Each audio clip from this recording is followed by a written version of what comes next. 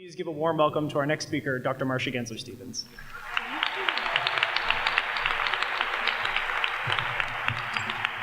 Well, welcome everybody. We are so glad you're here. You know, over the last few days, I've watched as your families have dropped you off and they've come to buy your books. And I've just been sort of doing my own little survey of your families, asking them what kind of advice they gave you. And here's kind of the top 5 answers I have heard in the last few days. Number 5, remember, money doesn't grow on trees. When your bank account is empty, they do not give you anything out of the ATM machine. Number 4, you know it's time to do laundry when you're wearing your bathing suit as underwear. Number 3, we bought these books, now read them. Number 2, if you have a to-do list, make sure you put breathe and go to the bathroom on it so you have something to cross off every day. And the number 1 answer is make us proud. Make us proud. You know, I know why your parents are so proud of you and why it is they have invested so much hope in you. Because in some ways, I haven't read all of your admissions essays where you claimed, oh my gosh, I've done this amazing thing, you should be proud. But instead, because there's a long history of students who've come to the University of Maryland and have, by their acts of risk and rebellion, by their intellect, by their passion, by their leadership, by their commitment, they have done these amazing things that have made us proud. So you're in that proud progeny of University of Maryland students. And for the next couple of minutes, I want to tell you something of your forebears so that you see how you fit in and how you're going to make us proud. So let's go back to the beginning. It's 1856. It's the grand opening of the Maryland Agricultural College. If you're a new student, that is your male, and you have land, and you have enough money to summon up $250 of tuition, you will probably land at the train station down near where the metro station is now, and you lug your trunks up the hill, kind of sweaty like you might be today, and you end up here at a convocation much like this, but much smaller, and there's a president, and what he decides to do is to tell you that there are a set of rules that you need to follow. And if you follow them perfectly, it's going to be to your advantage. I am reading you from the rules of 1856. Number 1, no tobacco, profanity, or alcohol. Some things never change. Number 2, no loud talking, scuffling, or boisterous behavior of any kind. Sage advice. Number 3, do not attempt to injure any member of the faculty. Still pretty good. Number 4, no gambling, no duels, no participating in a duel. It's probably still sage advice. Number 5, you all must work on the farm. And number 6, if you follow these rules perfectly, every 5 weeks you will get 36 hours off.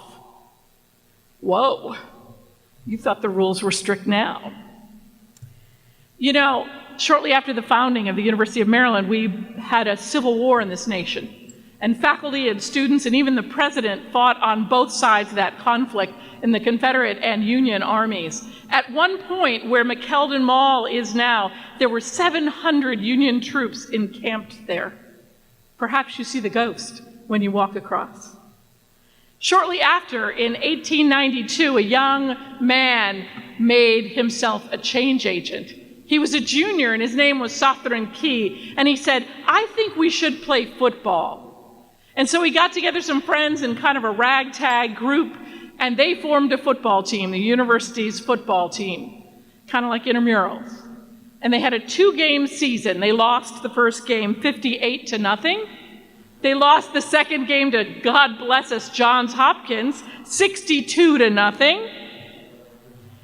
Now, trustees and others were so embarrassed by this really egregious record that they decided to summon up some cash and get themselves a coach and build a stadium. So for $5,000, they did both.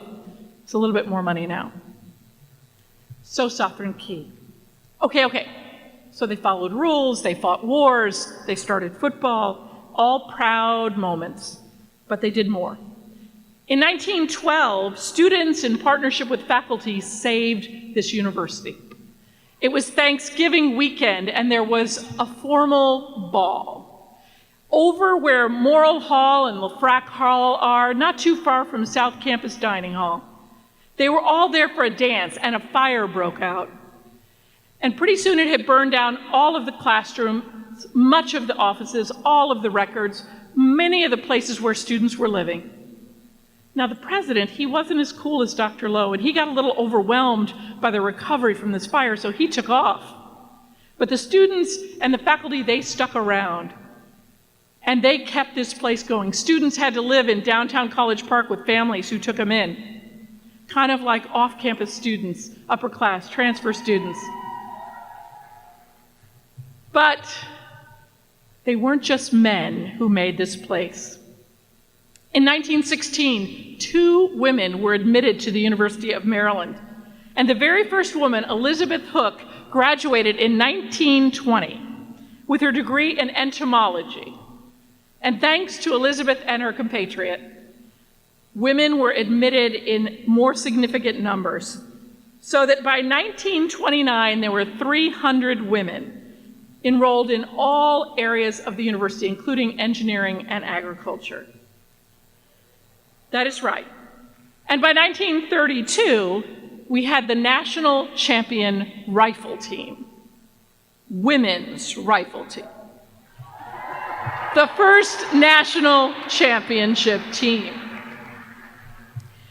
But women were admitted for a very special reason. They were admitted to calm men down. That is right.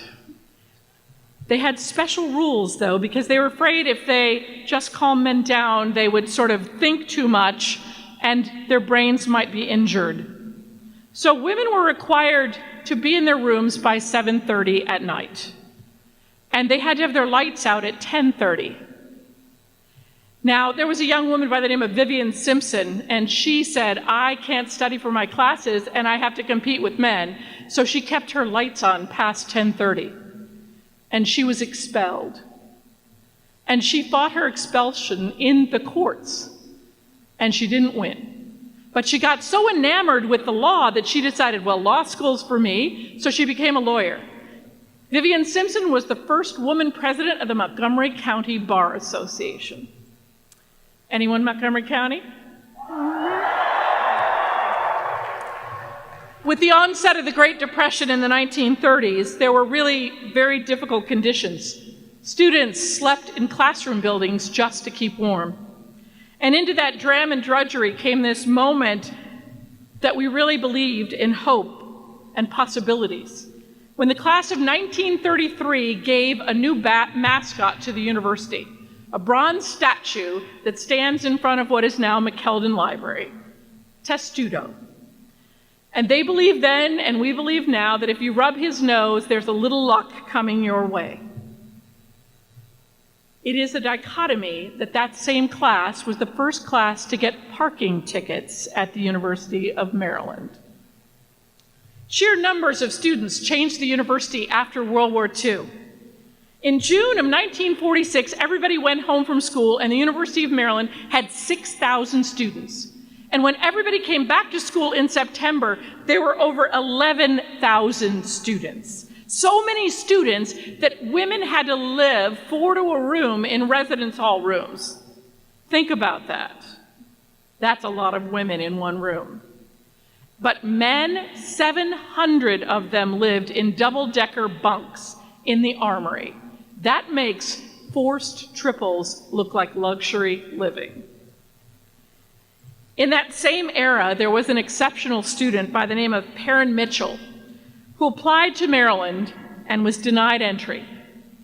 But Mr. Mitchell and his young attorney, Thurgood Marshall, decided to sue the University of Maryland for entry without regard to race or creed. And in 1950, Perrin Mitchell came to the University of Maryland. He was the beginning of our sense of a multicultural, multi-ethnic university. The 1960s and 70s were a season of protest. Protest against the war, protest for women's rights, civil rights, gay rights, against killings on campus. In 1970, McKeldin Mall had an encampment of the National Guard and tear gas everywhere. Students had closed down Route 1, the major intersection between Baltimore and Washington. Some protests were by group, but some were more individual, some intimate protests. One young man decided to protest against the advice of a faculty member. And he said, when a theater faculty member in his major said to him, you know, you gotta lose the puppets. Those puppets are not gonna get you anywhere. And so Jim Henson switched his major. And you know, the rest is history. Kermit, Fozzie, Elmo, they were all born here. In the 1980s, we began to believe we were a multi-generational university. Just as Dr. Lowe said, learning lasts a lifetime. Henrietta Spiegel came to school, and 4 years later, at age 85, she graduated with a 3.7 GPA.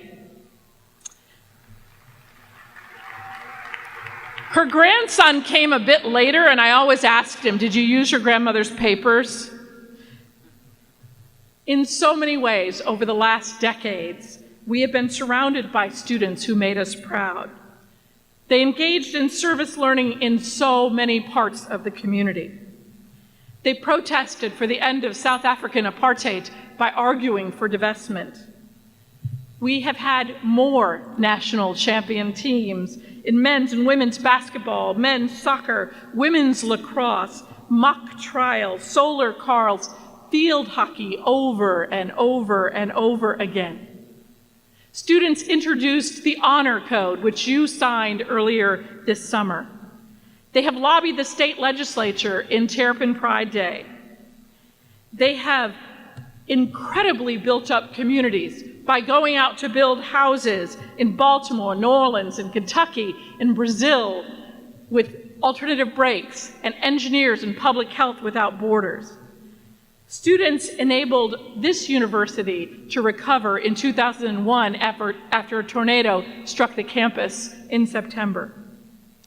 They have taken on the mantle of leadership in event planning, in policy making, in student groups, in every art and every performance area, in over 900 student groups.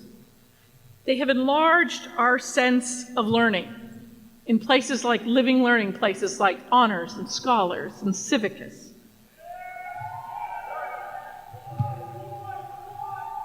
But what of you, oh newest ones? I wish I knew what the next 3 or 4 years would hold for you. To envision your future, all those successes we heard these good folks talk about, all those failures and challenges you'll confront, that you'll figure out how you're gonna live through that.